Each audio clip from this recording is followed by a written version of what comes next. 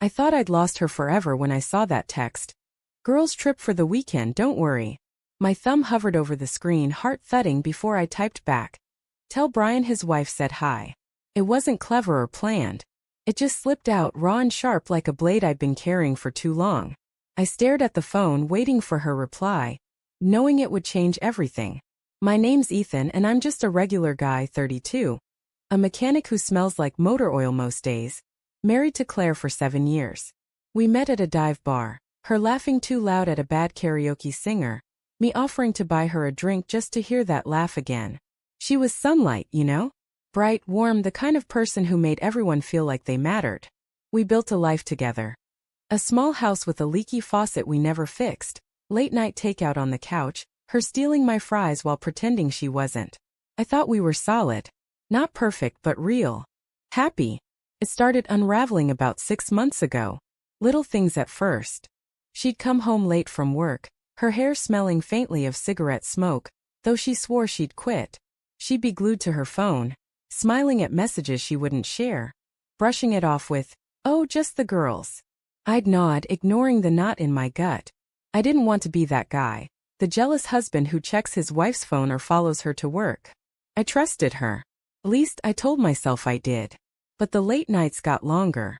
She'd slip out of bed to take calls in the kitchen, her voice low, words muffled. Once I heard her laugh. A soft, private laugh not meant for me. Stung worse than I can explain. I'd lie awake, staring at the ceiling, wondering who was on the other end. I'd ask her, casual as I could, "Everything okay, babe?" She'd smile, kiss my cheek and say, "You worry too much, Ethan." But her eyes wouldn't meet mine. The real crack came 3 weeks ago. I was fixing her car.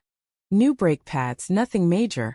When I found a receipt crumpled under the passenger seat. Dinner for 2 at a place we'd never been to. Dated a night she'd said she was working late. $50 for wine alone. We don't even drink wine. I held that receipt, my hands shaking, and told myself it was nothing. Client dinner, maybe. But the knot in my gut tightened, and I couldn't shake the image of her laughing across a candlelit table with someone else. I didn't confront her. Not then. I was too scared of the truth, too scared of breaking what we had. Instead, I started noticing everything. How she'd lock her phone when I walked into the room. How her stories about work never quite added up. I hated myself for it, but I checked her coat pockets one night. Found nothing but a pack of gum and a crumpled tissue. I felt like a fool, but the doubt wouldn't leave. Then came the text. Friday morning, I'm sipping coffee, scrolling through invoices, when her message pops up. "Girls trip for the weekend, don't worry." My stomach dropped. She hadn't mentioned any trip. No packing, no plans, just this sudden announcement. I stared at the words, the "don't worry" hitting like a taunt. I typed back before I could stop myself. "Tell Brian his wife said hi." I hit send, my pulse racing, and waited. Brian was her coworker, the guy she mentioned too often, always with a casual shrug. "Oh, Brian's leading the project now." Or Brian said the funniest thing today.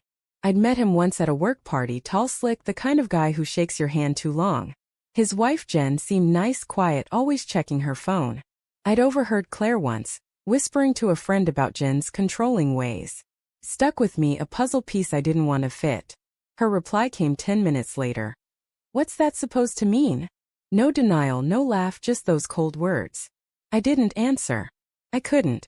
My hands were shaking too hard. That night she called, her voice tight. "Ethan, what's going on with you? Why do you say that?" I wanted to scream, to demand answers, but all I said was, "You tell me, Claire." Silence stretched between us, heavy, suffocating. She hung up. She came home Sunday night, her suitcase thumping in the hall. I was on the couch, a beer gone warm in my hand. She looked tired, her eyes avoiding mine. "We need to talk," she said, sitting across from me, her hands twisting in her lap. My heart sank. I knew what was coming, but I wasn't ready.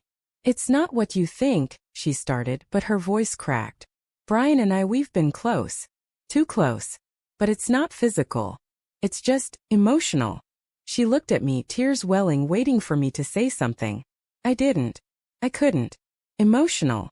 The word cut deeper than I expected. A kiss I could have fought. But her heart drifting to someone else? That was a wound I didn't know how to heal. "Why?" I finally asked, my voice barely above a whisper.